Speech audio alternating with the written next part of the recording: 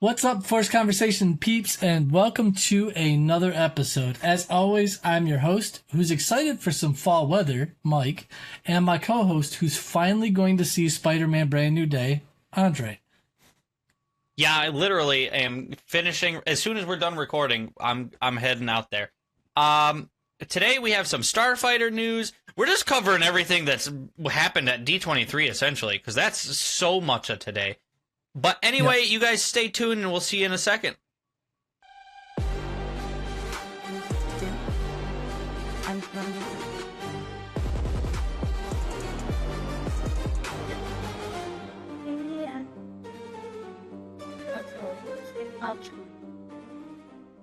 So, Andre.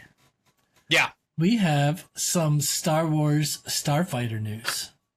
Starfighter news. So Ryan Gosling was on stage for some Starfighter information.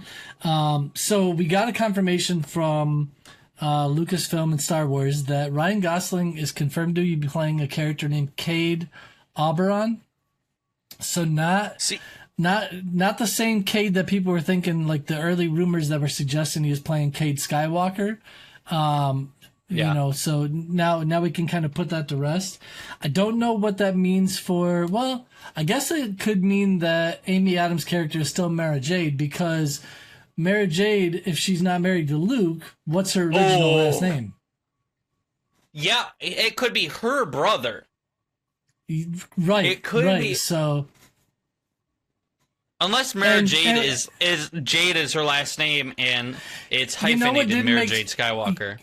But you know what didn't make sense about it? I'm thinking about now.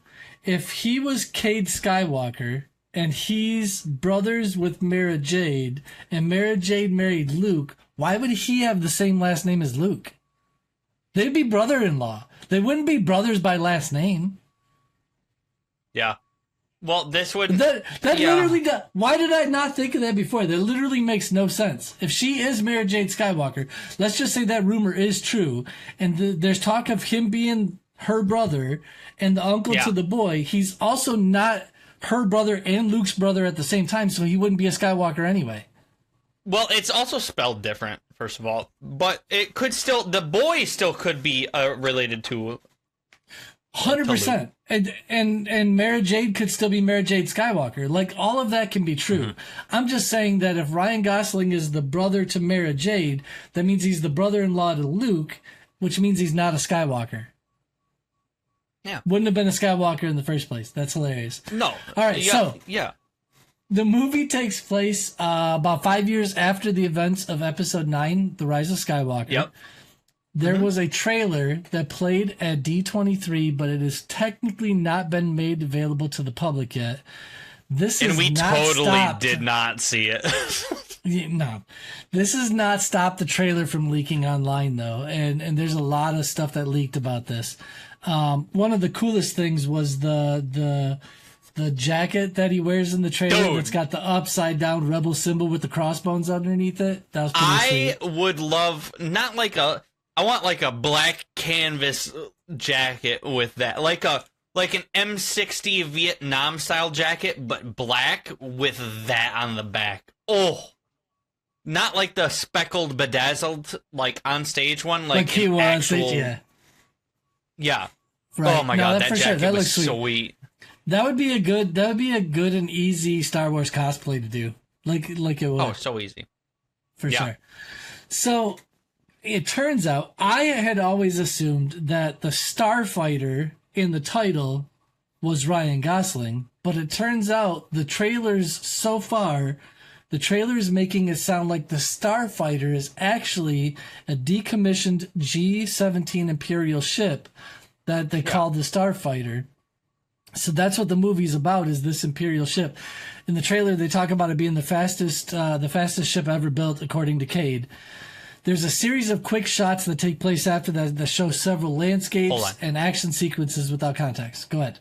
Yep. So, I mean, I would still assume that it's named after him. I mean, a starfighter can be him, or I think it can be referencing a ship or him.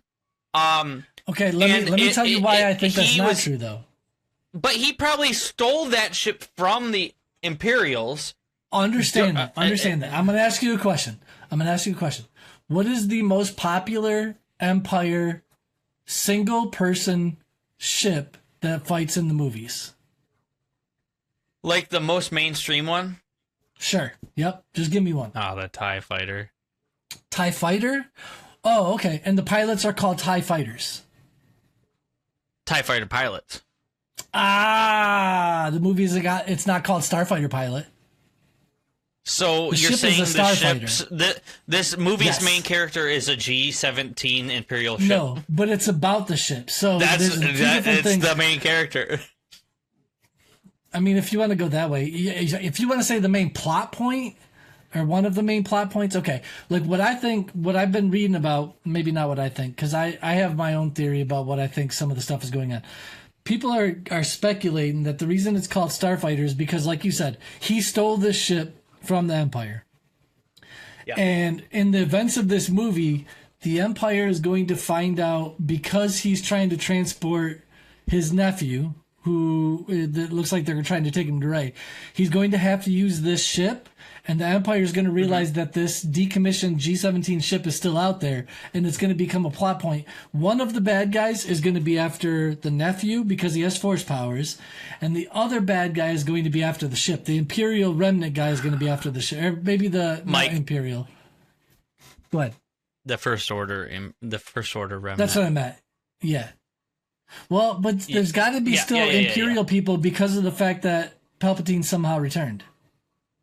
Yeah, I mean, the Imperials, the First Order is essentially Imperial. Let's be real here. So the First Order started as soon as the Empire ended, because you still have those warlords, you still have the Shadow Council. General Hux's dad was part of the Shadow Council, so there's got to be people that are part of the First Order that knew of the Empire and the stuff that they were doing, part of and the know Empire. about this, right? And they know about this G-17 Imperial ship. So whoever you want to say Empire, you want to say First Order, whoever's part of that overall arching group, they're going to find out that the ship is still out there, and they're going to want it. They're going to try and get it. So I think that's the two different bad guys. I don't know if the bad guys are going to be working together. Maybe they will. The other thing I heard is there's allegedly people are talking about there's rumors of a fight scene that's going to take place in the movie where Ryan Gosling's character is trying to get information from this girl character in this like CD bar / fight ring type place, who happens to be his wife, Eva Mendes. She's going to be in the movie too, and they're trying to get information from her. And she says, in order to get it, you've got to fight. So he agrees to fight, and the person he goes to fight is this really big dude who basically starts beating him up, and then all of a sudden, like, he starts winning the fight out of nowhere, and you find out he's winning the fight because the little dude, his nephew, is using the Force to help him fight this dude. Okay. That's how you find out he's got Force powers. Whether that happens or not, that's just a rumor. I don't know. I think it would be kind of cool, though, because it'd be a different way of introducing somebody with Force powers, where that's how you see him, like, using the Force. Anyway, so in the trailer, there's a series of quick shots. Shows a speeder flying over a beach. It shows a skiff speeder parasailing through an oceanic alien world with like these tall water spires going up into the air. I thought that scene looked pretty cool. There's a droid taking off with a large ship as several soldiers try blasting it down. So we kind of saw a glimpse of a droid character that's going to be in the film, because you got to have a droid character or introduce a new droid character. Absolutely. Yeah. There's a scene of a mechanical. Yeah. Yes. We'll get to toy sales in a little bit. I have some information that we got to talk about toy sales, but we'll get to that in a little bit later in the episode.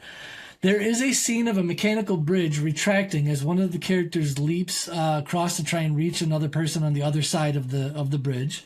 The second to last shot shows Cade looking at the uncovered Starfighter, which we see in full view. Kind of, it's got the covering off of it. He kind of covered it up earlier on when his nephew saw it. Yeah. But he's looking at the ship, and we kind of see full view of the ship, and then the title comes into frame as he's looking at the ship. So we see the Star Wars Starfighter, like the logo that's in the back of that right there. Mm-hmm. That's technically the actual logo for the film. After that, the last shot of the trailer shows the Starfighter in action. We see it flying. before the teaser ends, and it shows the release date. And it does look from the trailer that this ship is pretty dang fast. It's a pretty quick ship. Mm-hmm. Here's the crazy news. Currently, Deadline is reportedly comparing the box office for the opening of Starfighter, and they're saying it's going to be lower than what Mando and Grogu actually did. They're predicting it to make around 74.4 million, which if it does that, it would be the lowest grossing opening weekend for a Star Wars movie. Okay, so here is my thing. Where we talked about this we talked about this earlier this week, or maybe late last week. Where do we draw the line of where Dave Filoni started and where Kathleen Kennedy ended?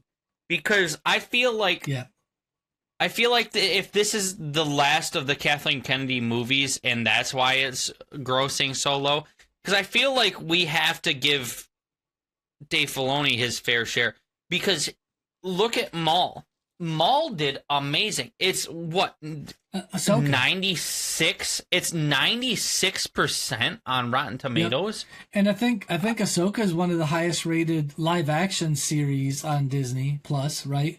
Like if you compare it to Acolyte, Obi-Wan, like any of that stuff. Oh no, maybe Andor. Maybe Andor's higher. I think Andor might be higher.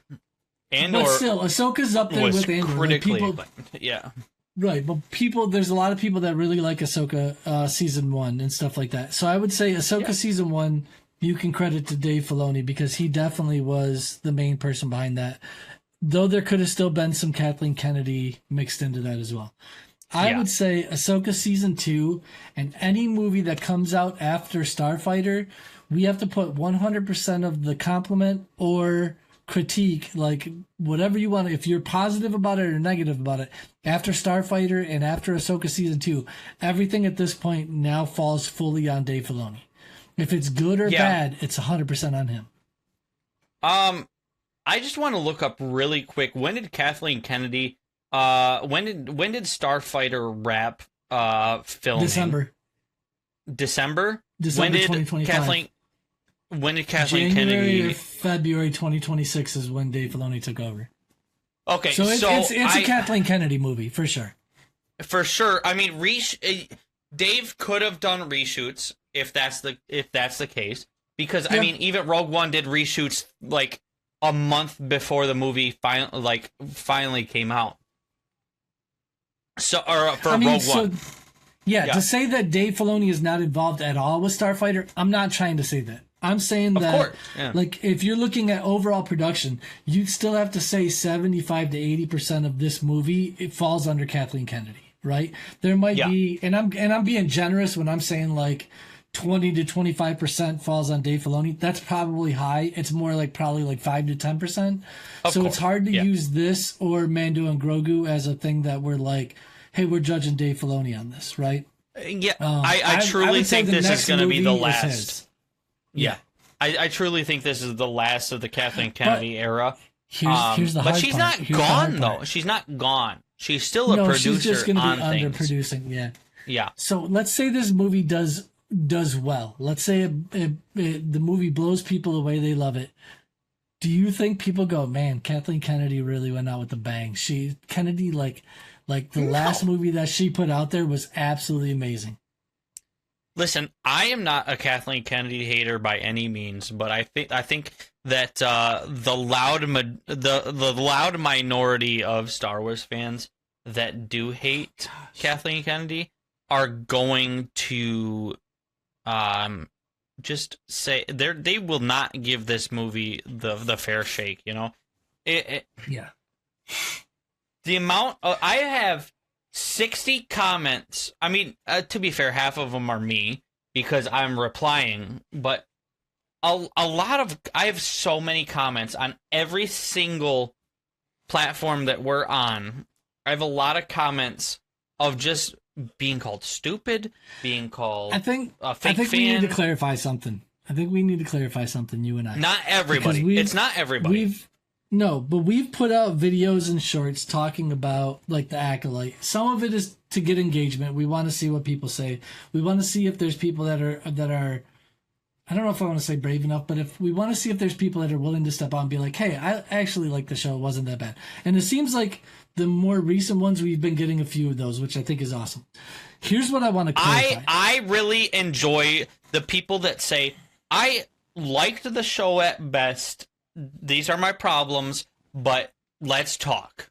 Because I am fine. I am very open to conversations. I want to be able to change people's minds, and because The Acolyte was a great movie or a great series, and it deserved better. You say great, but that's the thing I want to clarify.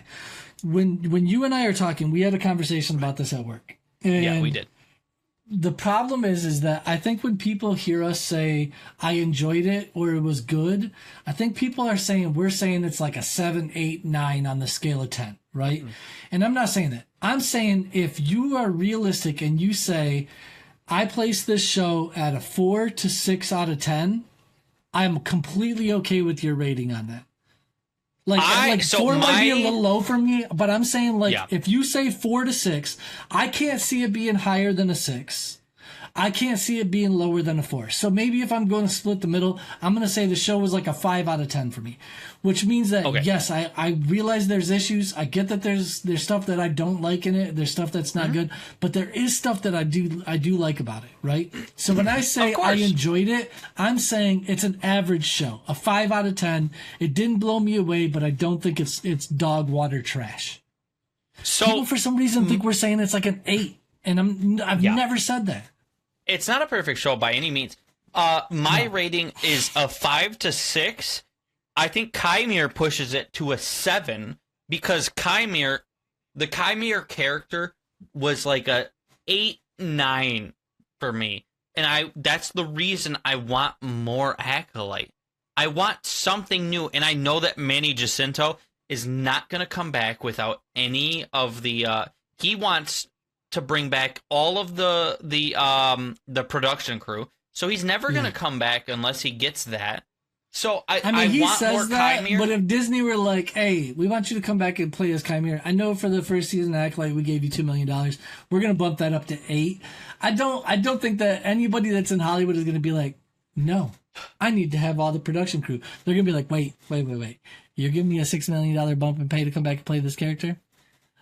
Sorry, everybody. Listen, I really enjoyed Acolyte. It, again, was not perfect. I can understand some of the gripes that people have. But to say it broke lore is just stupid. That one drives me crazy. It's like, and the thing I hate about the people that say that is, and I'm going to use one person in particular, where he's like, you're not as big of a Star Wars fan as me because I really dove deep into the lore and I'm really big on the lore. And if you were as big on the lore as I was, you would know how much this show broke lore. You would know how much this show broke lore because Ki-Adi-Mundi is not supposed to be alive. In all of the publication and comics and plenty of source material out there, it says that he shouldn't be alive. And it's like, bro, his age was in one thing. It was literally in one CD-ROM thing. And that CD-ROM thing also said his lightsaber was purple. Kellogg's.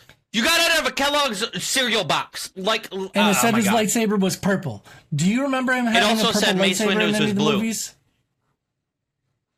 It said Mace Windu was blue. So, like, the fact that this dude, like, people try to be like, oh, it broke canon and it broke lore. And you're like, but that's not actually true. Like, if you want to argue, I didn't like the witches, I didn't like the chant, some of the acting was bad, some of the writing could have been better. Like, okay, I'll take you on those. Like, that's fine. Like, if there's stuff that you don't like about that. But when you say I'll explain stuff my like side the lore, of it, but then that's it. Yeah. Gosh, dude, man. You know what broke lore for me? Attack of the Clones, one of the George Lucas properties. Because there's one shot of Ki-Adi-Mundi where he's got a blue lightsaber, and then 2 seconds later, there's another shot where he's got a green lightsaber, and then there's 2 seconds later, another shot where he's got a blue lightsaber. That's not a problem because George Lucas directed that. But also, Mike, that's who a George cares Lucas about movie. I know. It's stupid. Who cares about Ki-Adi-Mundi? I've never heard so much about Ki-Adi-Mundi until Acolyte came out, where they were like, "Oh, his age is wrong." Oh. Listen.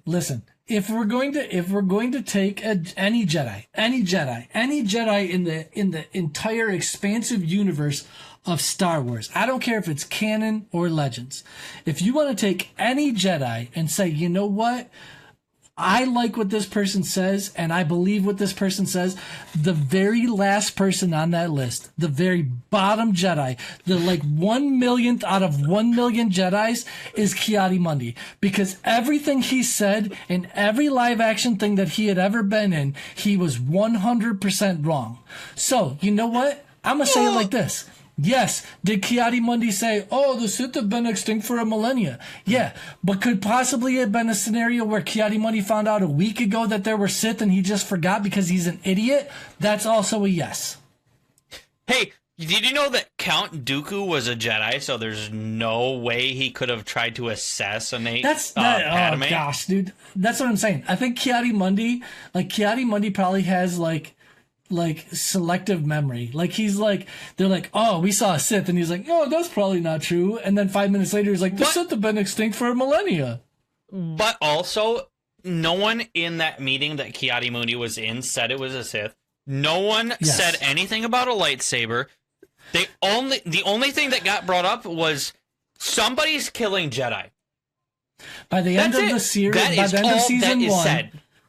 the end of season 1, nobody but Vanessa knows that there were lightsabers involved, that there were possible Force users involved, that there was anything other than the fact that a few Jedi got killed with some knives.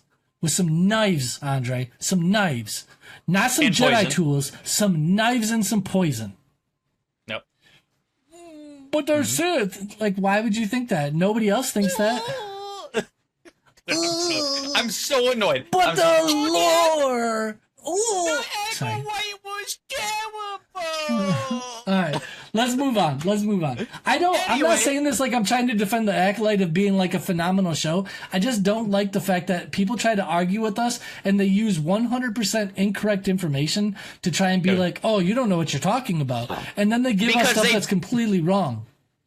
Because none of them watched the show. None of them watched the show, and they took a certain Star Wars influencer's take on the Acolyte, and they took it 100% instead of watching the show, because they didn't. Yes, you might have done a deep dive into Star Wars Legends. What the lore? That's not Star Wars lore anymore. I don't care what you think. It's not lore. It's not. Disney owns Star Wars. I get that some people get ruffled feathers about that. I've enjoyed everything that they've put out because I understand that Legends material all contradicts itself. Boba Fett's alive in some, Boba Fett's dead in some, Boba Fett's alive in some other stuff, Boba Fett's dead in some other stuff. There's 5 different stories about how Boba Fett died, or different stories about how he survived the Sarlacc. None of it makes sense. So to tell me that Legends is better, I want continuity. I'm sorry, I want continuity.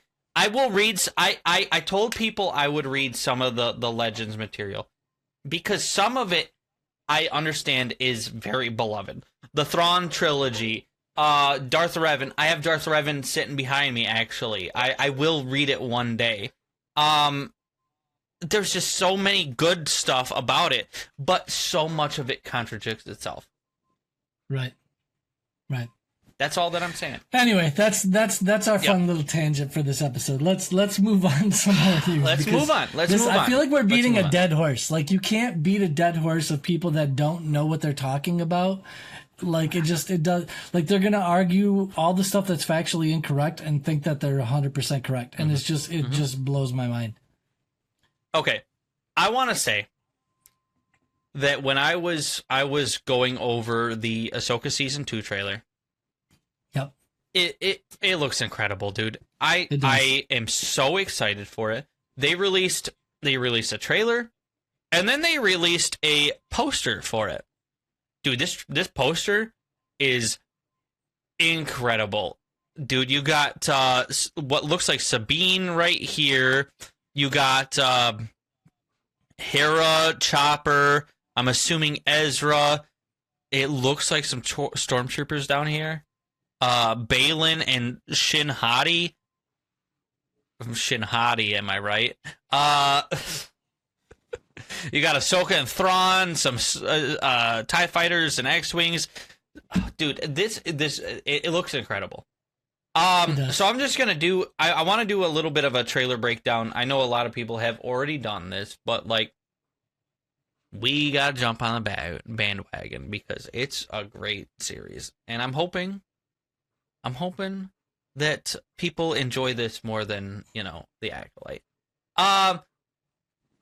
We open on Dathomir, marking the first time we see the Nightsisters' homeworld in live action. I mean, we saw it in Clone Wars, but a major battle appears to be taking place around mysterious coffins that could be carrying either resurrected Night Troopers or potentially resurrected Nightsisters that we saw in. I mean, we saw the Night Troopers in Season 1, but we later in the trailer we'll see some Nightsisters that were resurrected that could be in these coffins. The trailer also gives us some Clone Wars flashbacks, and I'm so excited to see more clone troopers in live action that are actual clone troopers and not just CGI. But this flashback also features Anakin and Ahsoka in outfits pulled directly from the animated series. Anakin, right in the middle here, appears to be wearing the same cold weather gear as the episode in the Clone Wars Trespass, where they're on, oh god, what is that planet? It's the one with the Muftak species. Oh god, I can't think of the species. Anyway, Ahsoka seems to be sporting the same outfit as she's wearing on Mandalore in the episode The Gathering. And then we get the appearance of a new fallen Jedi who appears to be battling with Anakin and Ahsoka. It seems like that if this character gets captured, okay, I don't think Anakin and Ahsoka are going to unalive this person, I don't think they're going to Control-Alt-Delete this person at all.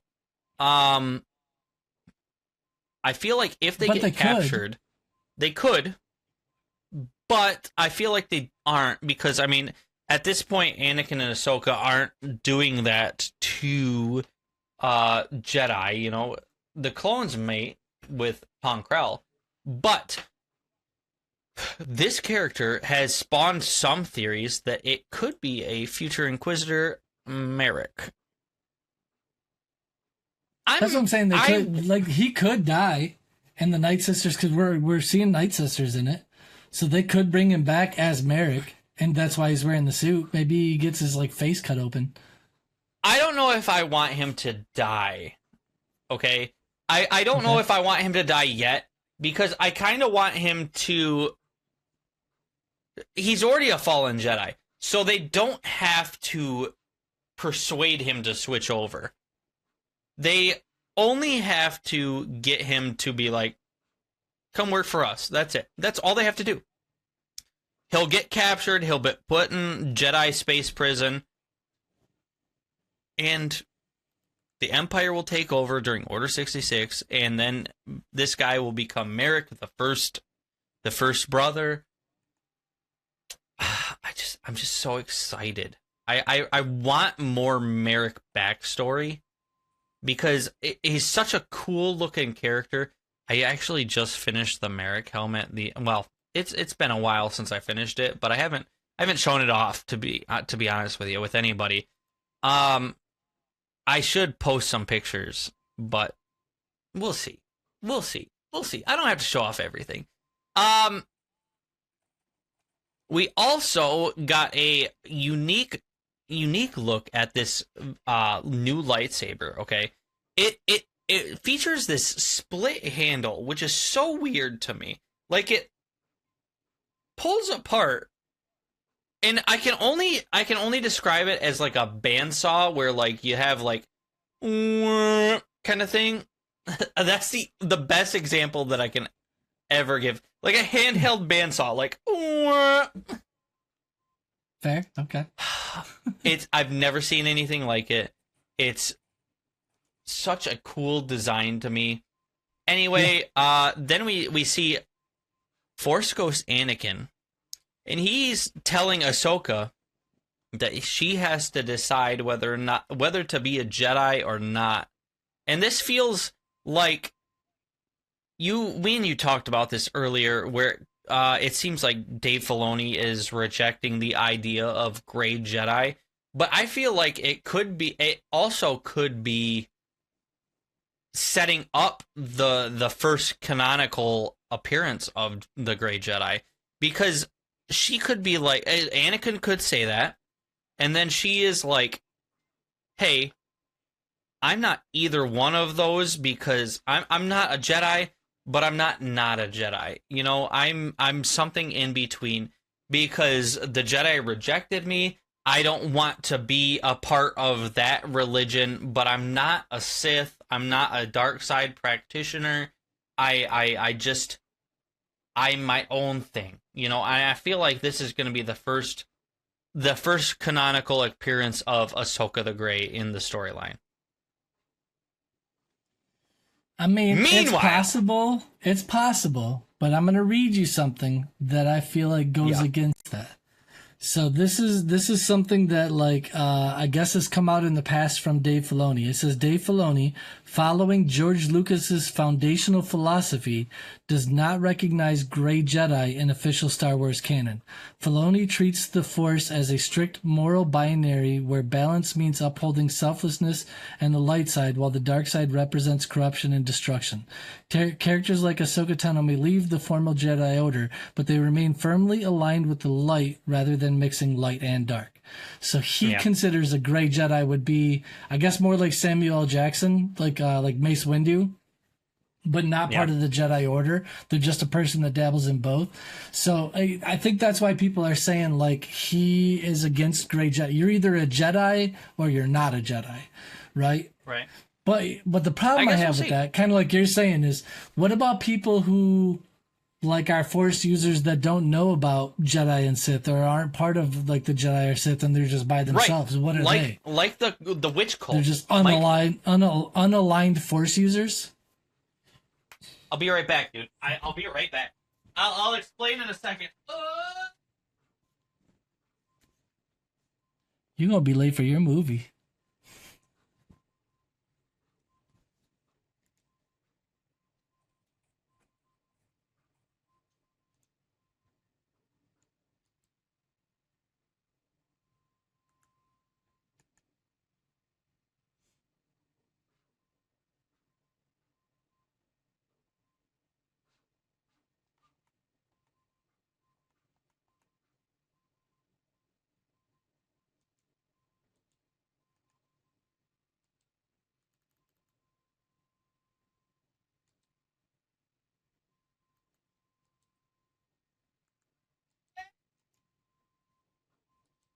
Okay, so what had happened was, so I told you about my beer being like plastic cup and chipping in my mouth.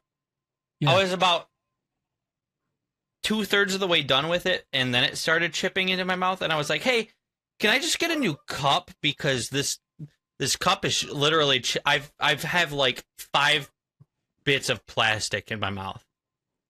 And they just brought me a brand new whole beer. And at Hex, the beers are like huge. Gotcha. Huge. Okay. I had to pee so bad. I'm so sorry. I wrote down the time 35, 30-ish.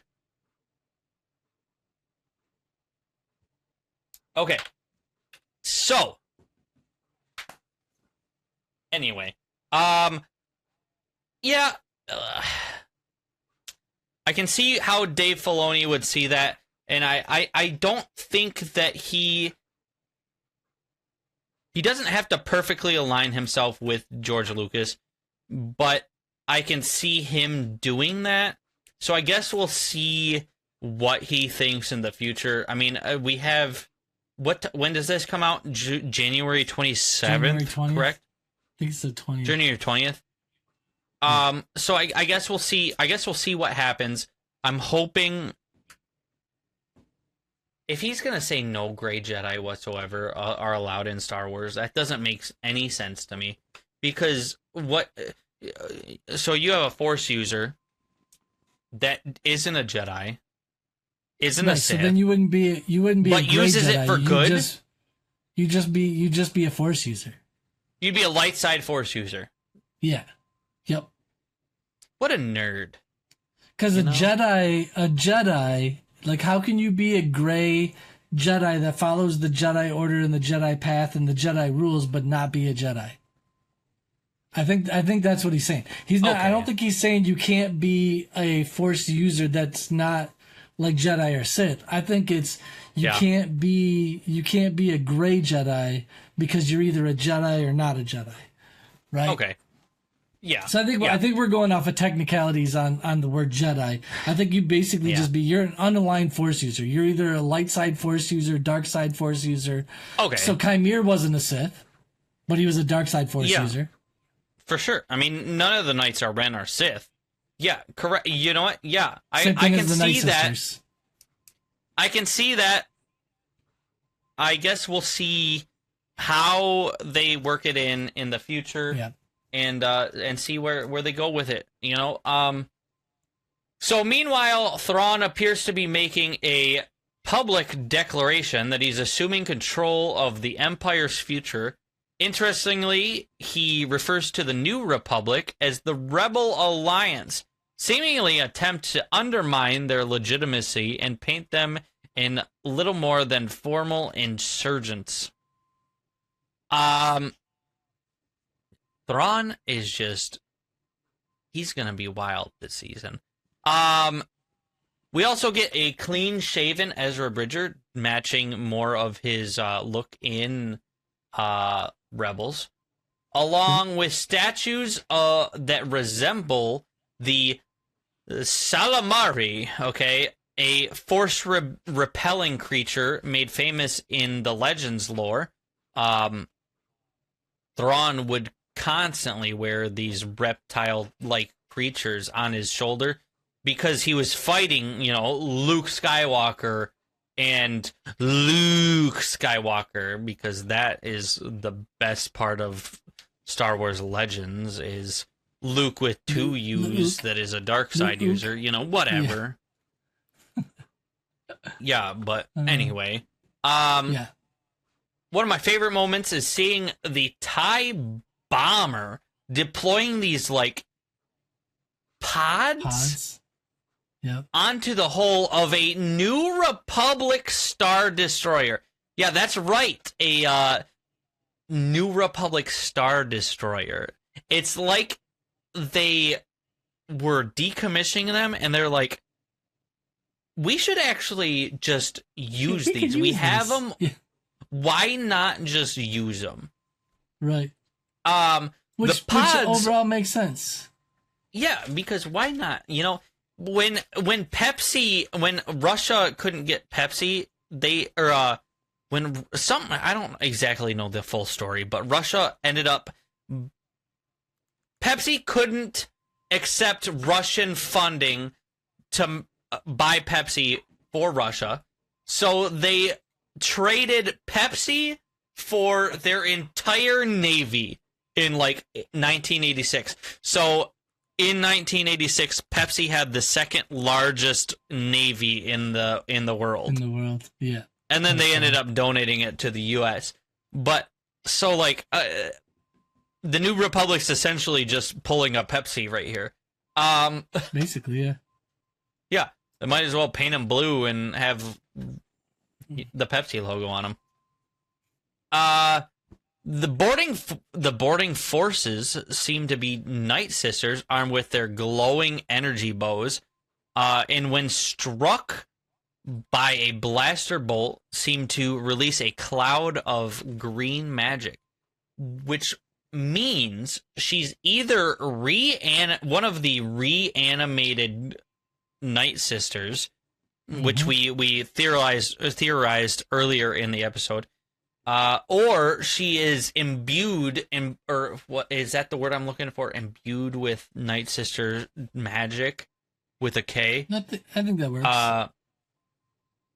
So, and I really don't think that she is a reanimated Nightsister, because in the Clone Wars or in the Tales of the Jedi, the reanimated Nightsisters look more like zombies.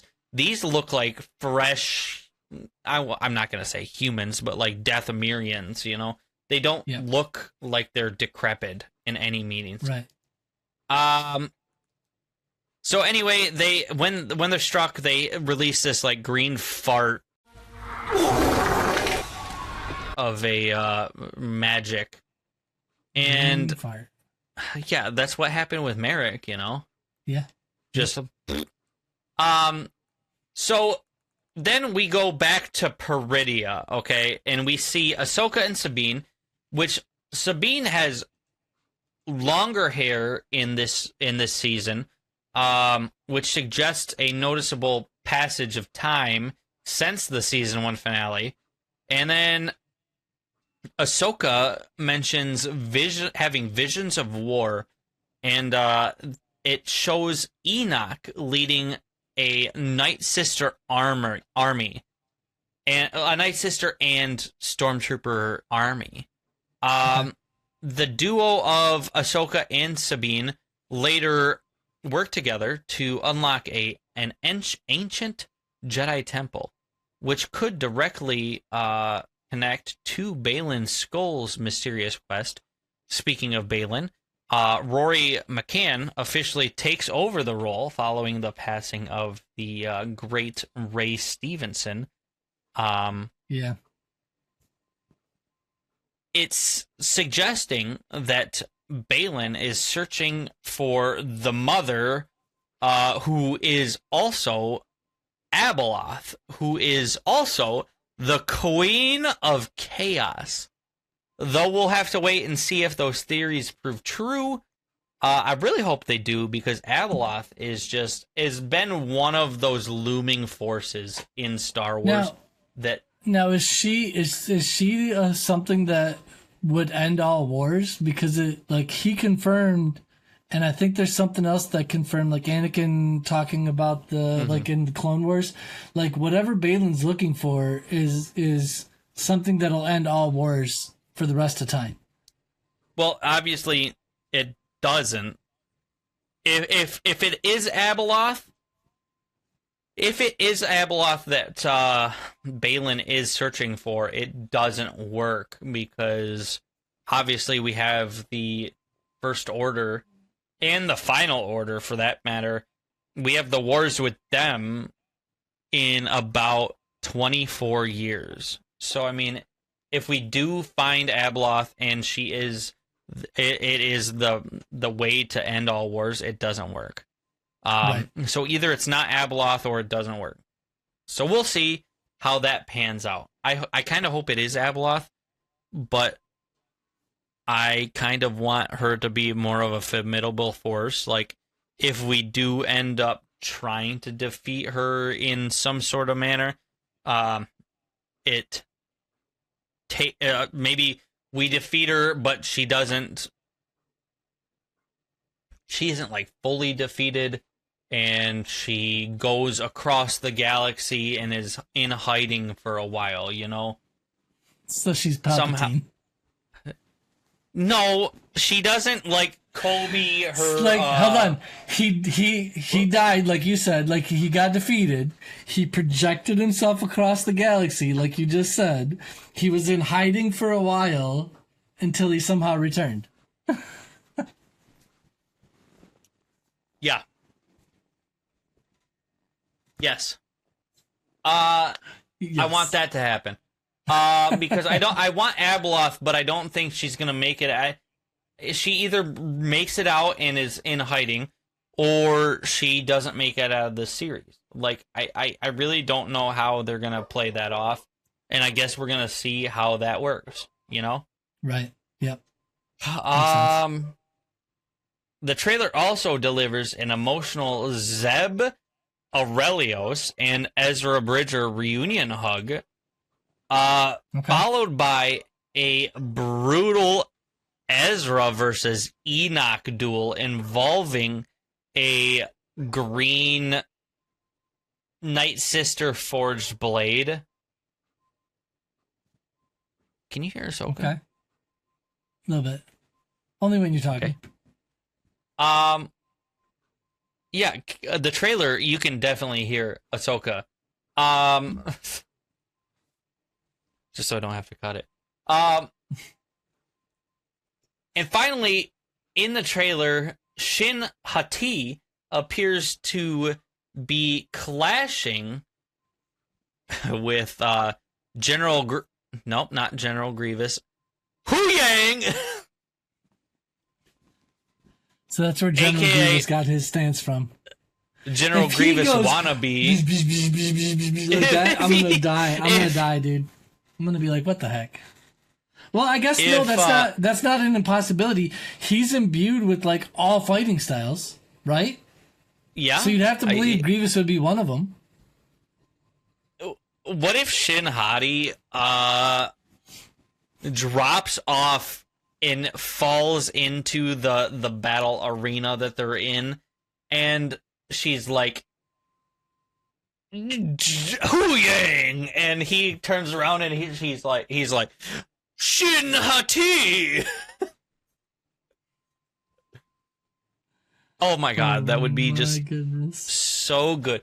Does it look like I can't tell if any of the lightsabers look familiar, because I remember that General Grievous had Obi-Wan and Anakin's lightsaber models as lightsabers in the fight against Obi-Wan. Okay. So like, but one of them was green. I think it was Anakin's lightsaber that Grievous was using was actually green.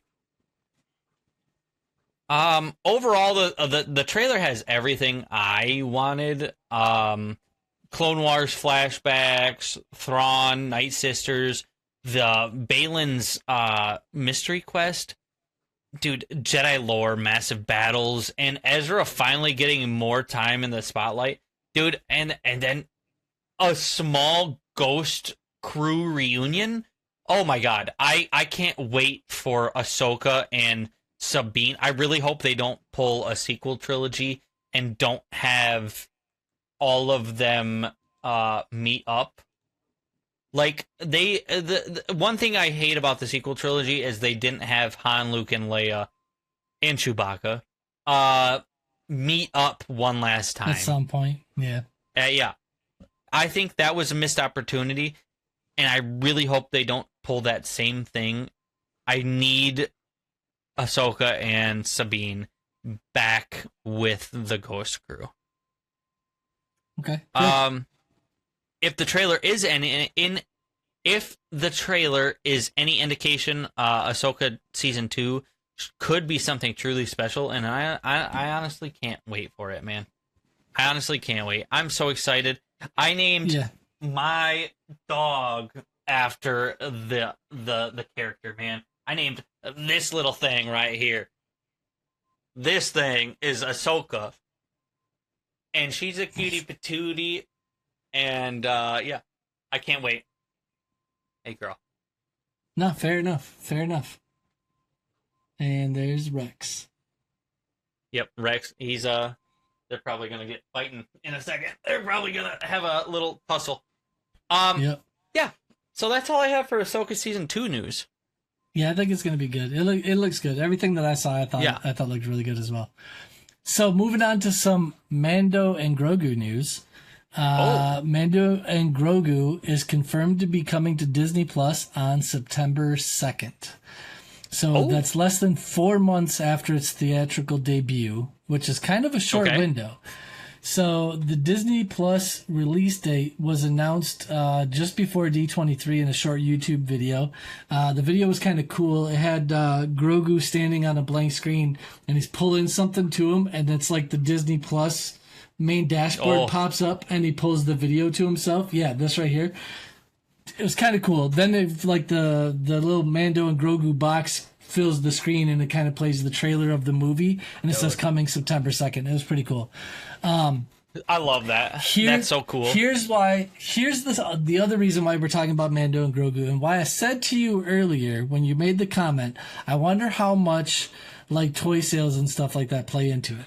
So Disney CEO Josh DeMario says that even though the movie Mando and Grogu is the first Star Wars movie to not gross over $200 million, it still made some impact on Disney's bottom line. So Disney, even though the movie didn't blow the doors off, or let's say they didn't even in the theater make this big positive showing, it still impacted Disney's bottom line, which means in the grand scheme of it, they didn't lose money on the movie. Now, Andre, why would that be? Why would a movie that lost money in the box office not be considered by Disney as a failure and increase their bottom line? I'll tell you why. I don't know, Mike. Why? Josh DeMario said The Mandalorian and Grogu drove healthy growth in retail sales for the Star Wars franchise and drew guests to the updated Millennium Falcon attraction at Disneyland and Walt Disney World, and led to significant engagement in gaming as well. So Disney... gaming! Yep. So Disney argues... Disney's argument is that a movie's financial revenue is not limited to just the box office return. It often extends to their other business as well. So merchandise sales, theme park visits, and gaming related stuff, right? So all of this stuff gets added in, which I think people don't realize. Like if you make the Mandalorian helmet Lego kit, right? Yeah. You buy that gets lumped into Mandalorian sales. You sell a Grogu kit, that gets lumped into Mandalorian sales. You have merchandise come out for Mando and Grogu, and people buy the live like little looking grand Grogu figure that's a limited release. That goes into Grogu sales for Mandalorian. I'll tell you right now, Mike, I spent $44 on on the Mando and Grogu Steelbook UHD and Blu-ray. The Blu-ray? Because I have all the other Steelbooks, and I have to.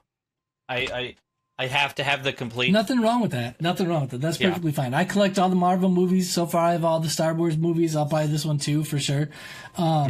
So, like, a lot of people that are saying, like, oh, well, like, the money that Mando and Grogu made at the box office, is that counting, like, you know, how much money they spent on marketing and stuff like that? I don't think Disney's marketing budget goes into a per production thing. I think Disney has, I mean, they probably have their own checkbook. They can just write whatever dollar amount they want as an entire company, and it just goes into the marketing fund. It doesn't necessarily have to do with the movie. But let's say people want to argue that there was like another $100 million spent on marketing. The reason Disney doesn't care is because they recoup that in toy sales, any kind of merchandise for the movie. I bought a t-shirt to go see the movie. Like, you know what I mean? Like, all of this stuff adds up.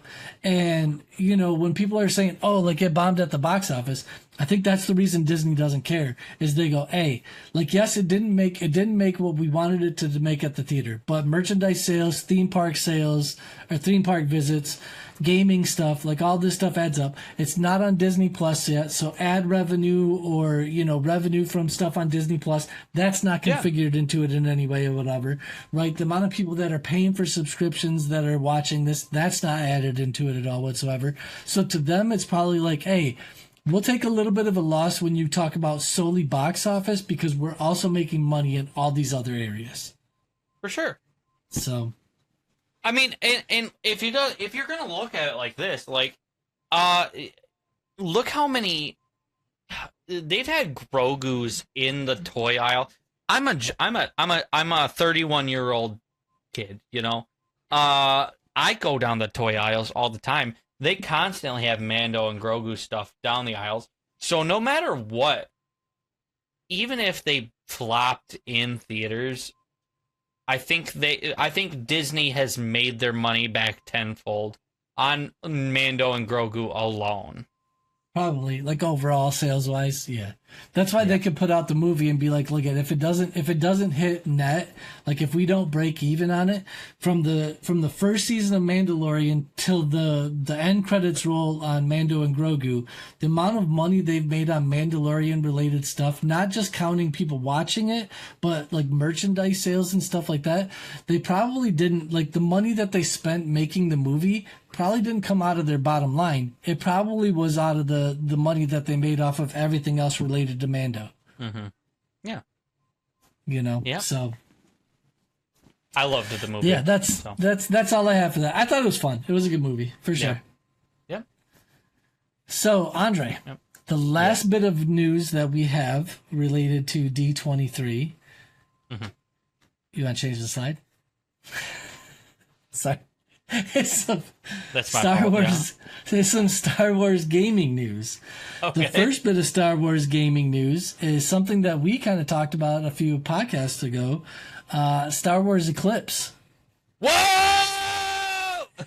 Yeah, so there was no like overall new news on it, but in the Lucasfilm Pavilion at D23, they had the trailer playing for the game again, and I guess I didn't see the trailer. I didn't see the whole thing, but evidently people that were there said that the trailer was a little bit longer than the original trailer that came out back in 2021. I don't know if it's a few seconds. I don't know if it's 10 seconds, 15, whatever.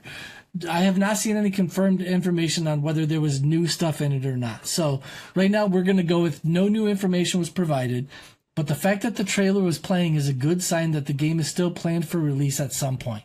I don't think they would have it playing there at all if they know that it's not coming out. We'll have to look for and see if there's any footage.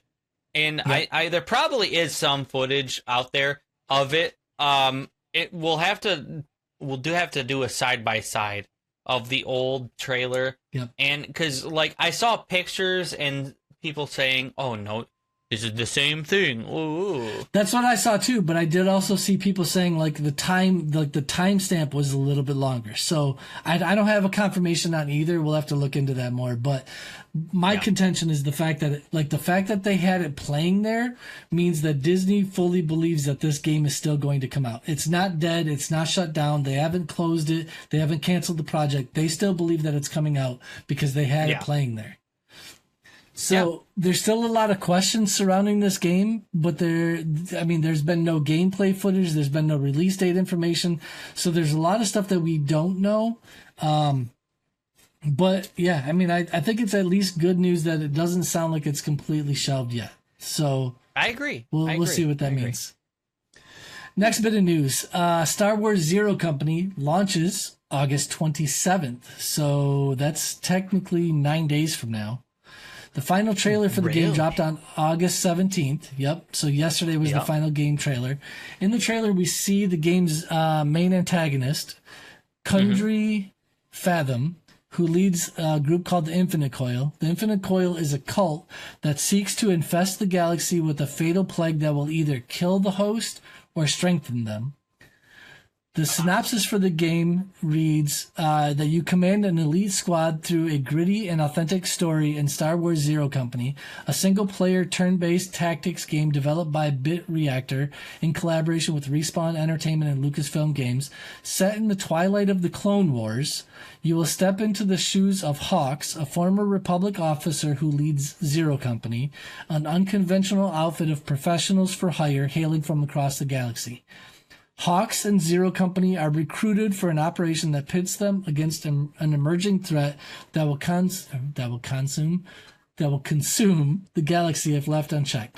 To succeed, Hawks will lead a team of uneasy allies who must set aside their differences to overcome nearly impossible odds. I just want to If say this- something.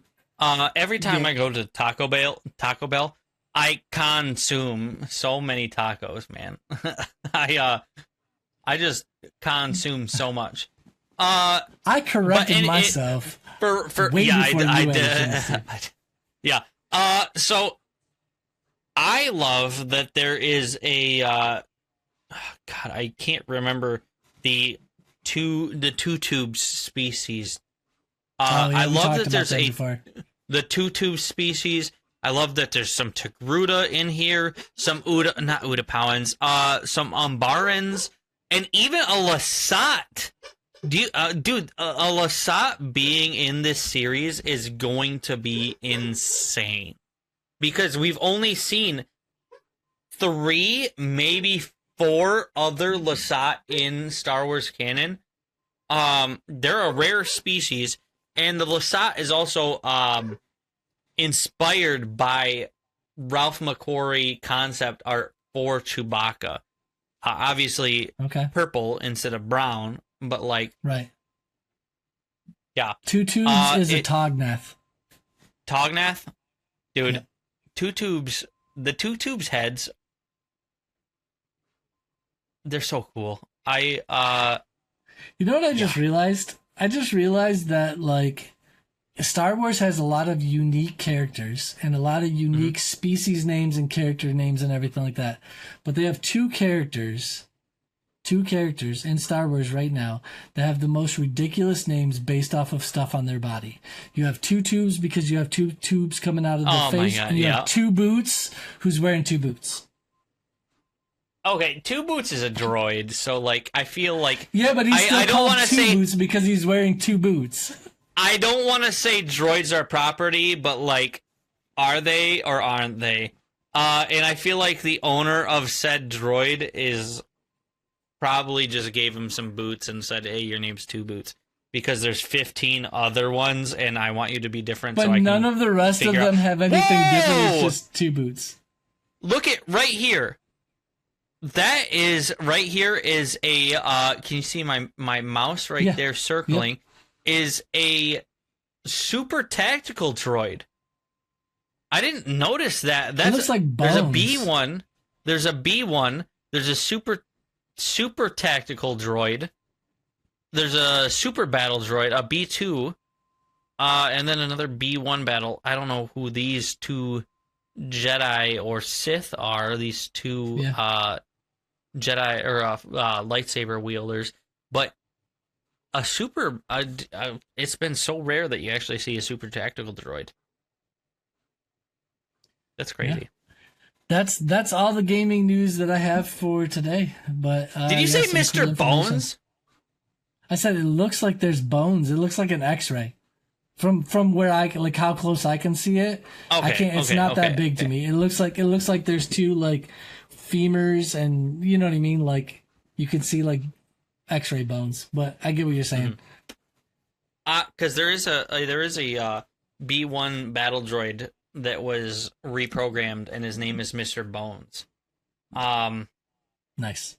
And it's in the Star Wars Aftermath books. And if you ever want to borrow those books, let me know because I have them. I have a character spotlight, and that'll wrap up this episode. Okay. If you are a true glup connoisseur, okay, Tian Madan is a fantastic pick. Creepy looking, Powin. Is he a general? He could be. I don't know. I guess we're gonna get there general in a second. Below him. Oh my god. Get out of here. Creepy looking Powin who greets Obi-Wan and Utapau in Revenge of the Sith and whispers one of the most important pieces of information in the entire Clone Wars. Where's my mouse? There it is. He was the port administrator of Pau City and managed arrivals in the giant sinkhole city where Obi-Wan landed. And I just want to sidebar here. one of my Boba Fett friends, because, you know, all of us Boba Fetts all connect on Instagram. Migs Fett on Instagram. He ended up working on Revenge of the Sith, and he sculpted Utapau. He sculpted the miniature, like, the whole wall of Utapau City, like, with, like, all of the hangars, all of the levels. He sculpted that entire wall. So if you know Migs Fett, tell him I said hey. Tell him Coors Fett said hey. He'll know who I am. Anyway, although he initially acted like he knew nothing, he quietly warned Obi-Wan that General Grievous was hiding on the planet. Separatists were holding his people hostage. Grievous and his droid army occupied Utapau, forcing Madan and other local leaders to cooperate under threat. By revealing Grievous's location, Madan directly enabled Obi-Wan's mission and the Republic assault that led to Grievous's defeat. General Grievous is so cool, man. I wish he had more screen time. He was one of the most underrated quotes in Star Wars. He is here. We are being held hostage. They are watching us. Kind of thing, you know? You know what I mean? Remains one of the coldest whispers in the prequel. I give him an 8.8 out of 10 for Glup rating. Appears only for a few minutes. Weird alien design that casual fans forget instantly. Delivers crucial plot information recognized immediately by prequel diehards. But, I mean, does he actually matter to the story that much? No. Anybody could have delivered that line. And he's not obscure enough for the deepest lore divers. Like, I feel like he's like, maybe, so he's just under the water of the iceberg, you know? There's like there's like 5 levels of the iceberg. He's the one that's just in the water. Verdict. He's like below, just below where he's like, his face is like this coming out of the water. And his little pointy teeth are like outside the water. So wait, why doesn't he look more like the Grand Inquisitor? You stop that right now. I hate the Grand Inquisitor because we see this man right here. My verdict is that he gives off peak Glup energy. Most people know the face, but almost nobody knows the name. I certainly didn't before I did the research.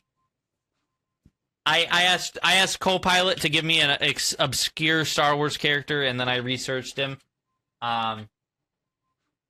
I had no idea that this guy had a name, for that matter. Yeah. So yeah, everybody in Star Wars has a name. Yeah. What's Broom Boy's name? Broom Boy. That's one thing I gotta look up. Broom Boy's name. Star Wars. Okay. Oh, he does have a name.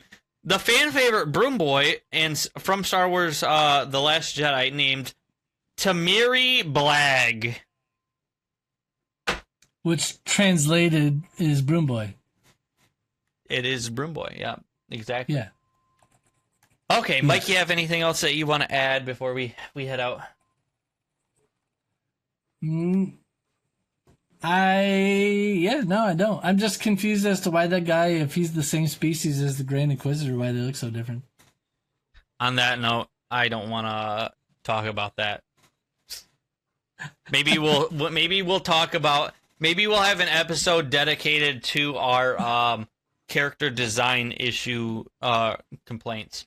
On that note, if you enjoyed the episode, throw us a like. If you want to tell us anything, give us suggestions, tell us our editing sucks, tell us that we're wrong about the Acolyte. I don't care what you say in the comments. Throw us a comment. We'll have a conversation. We'll keep it civil. We always try to be as nice as possible, and you know, we just want to have conversations about Star Wars because we love Star Wars. My entire life is Star Wars, you know. His allegiance is to the Force.